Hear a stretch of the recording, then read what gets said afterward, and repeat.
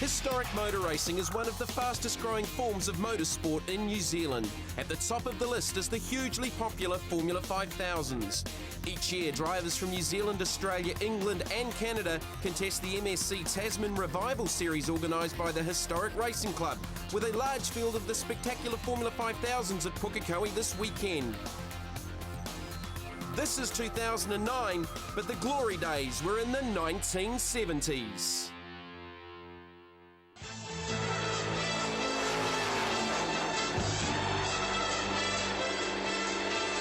In the 70s, Formula 5000 was the king of motorsport in New Zealand and Australia. The cars were fast, spectacular, and above all, loud.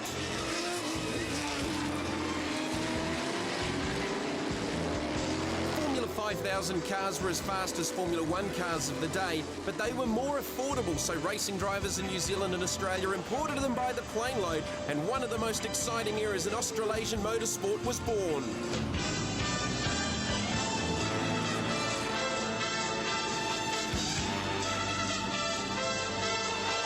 Crowds flocked to the racetracks to watch the likes of David Oxton, Graham Lawrence, Graham McRae and Ken Smith on this side of the Tasman, and in Australia it was Big Rev, Kevin Bartlett, Max Stewart, Frank Maddich and John McCormick.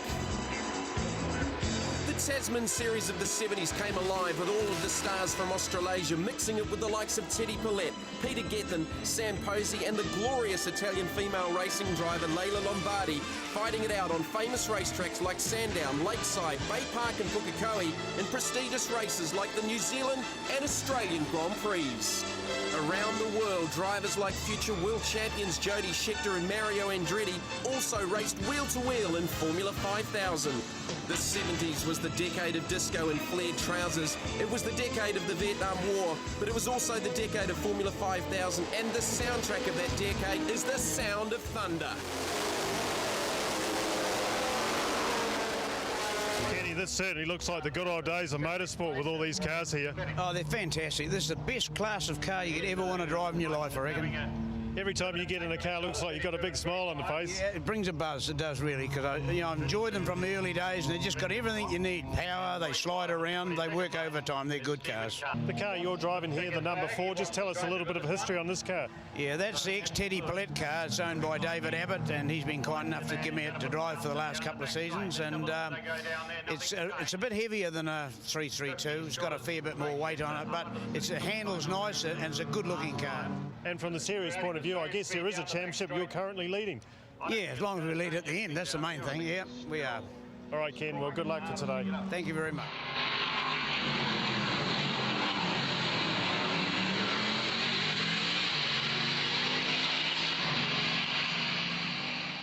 Frank, welcome back to New Zealand with the great collection you got here. Yeah, it's good to be back, actually. It feels like coming home for the winter. Getting out of our winter, getting into your summer, it's good. It's really a family thing because your son drives the car as well as your wife. Yeah, we're a motor racing family.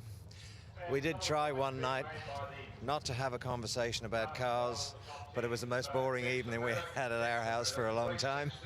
When it's in your blood, you can never get it out, can you? No, you can't. And the nice thing about it is that my son is taking an active interest, and he's getting quite quick. He won the Formula Ford Championship in England this last season, and he's going on to Formula Renault and hoping to do as well as he can in that, and then eventually Formula 3. If he gets to Formula 3, that's when it's going to start getting expensive. Be easier if he just kept driving Formula 5000, at least we'd know where we're going.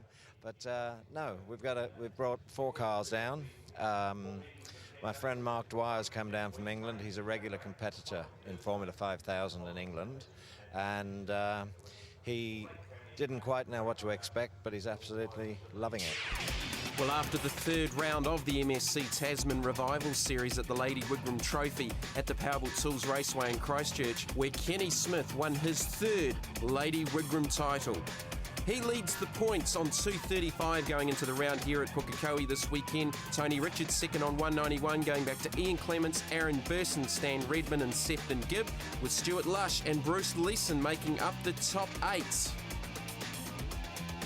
Looking at the results from race 1 of the weekend held on Saturday, Kenny Smith was victorious ahead of Canadian Jay Estra, with Stan Redmond third, Stuart Lushan fourth, followed by Tony Richards and Mark Dwyer. Seventh was Ian Clements, eighth Dave Abbott, ninth Aaron Burson, and 10 was Alistair Russell in the beautiful STP number 2.